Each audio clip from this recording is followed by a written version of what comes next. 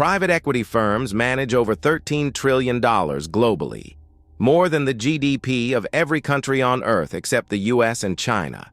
They own 1 in 5 American hospital beds, 1 million single-family homes, and the paycheck of 12 million American workers. You've never voted for them. You can't fire them. And they're the reason your rent, your insurance, and your grocery bill don't match the economy you keep being told is strong. Here's the lie you've been sold. The economy is booming, so you should be doing better. Look at GDP per capita since 2000. The US line goes vertical. Americans now generate roughly $80,000 in output per person, nearly double Germany's growth rate, triple Japan's. By every textbook metric, the US is the richest large economy in human history. So why does almost nobody feel rich? Because GDP measures what the country produces, not who keeps it. And since 2000, the share going to wages has collapsed while the share going to capital owners, meaning increasingly private equity, has exploded. GDP is up, you are not.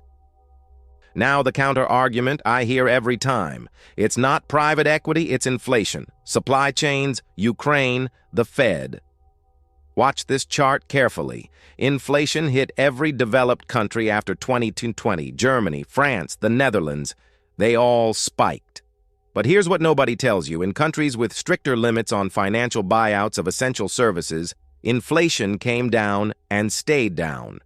In the US and UK, the two most PE-saturated economies on Earth, core costs in housing, healthcare, and elder care stayed sticky long after energy prices normalized.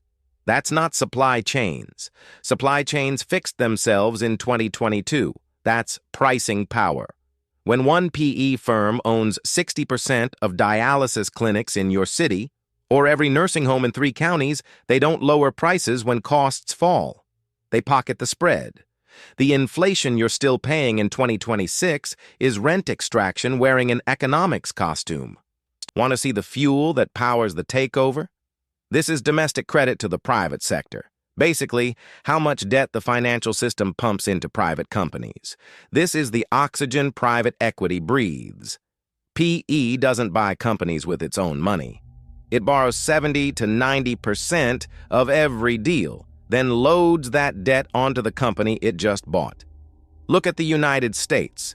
Credit to the private sector exploded past 190% of GDP. The Netherlands and UK followed the same curve. Now, look at Germany and Japan. Flat, boring, regulated. That flat line is the reason a German nurse can still afford an apartment in Munich and an American nurse cannot afford one in Phoenix. Cheap debt didn't build factories. It built leveraged buyouts of the things you need to live. Here's where it hits the worker. Self-employment as a share of total jobs. This sounds boring. It's not. When private equity rolls up an industry, veterinary clinics, trucking, dentistry, plumbing, independent operators get bought out or crushed. Then their employees become contractors. No benefits, no bargaining power, no 401k match. The US line shows the gigification quietly grinding through the labor force. Meanwhile, in Germany and France, where works councils and union contracts make hostile roll-ups legally painful, the stable W-2 job survives.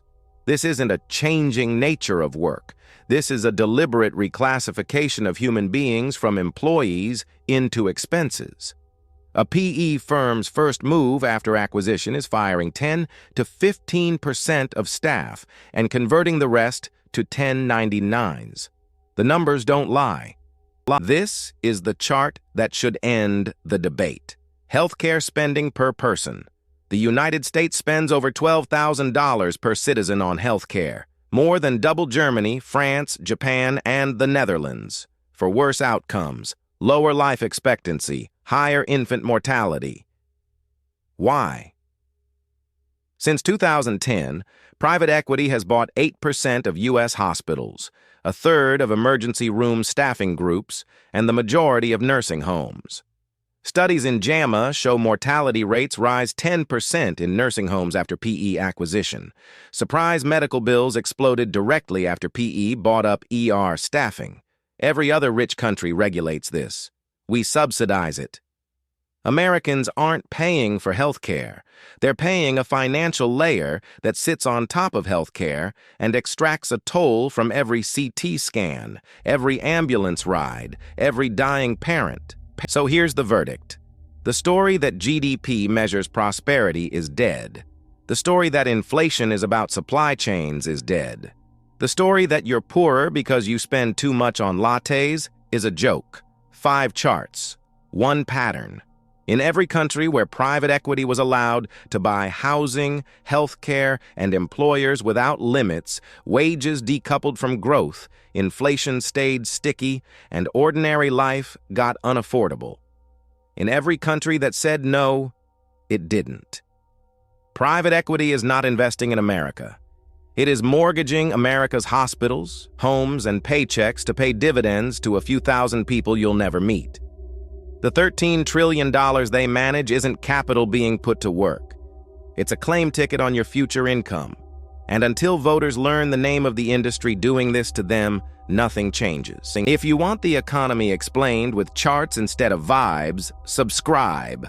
Every video on this channel starts with a data set and ends with a verdict. No sponsors from the people we cover. No hedging, just the numbers and what they actually mean.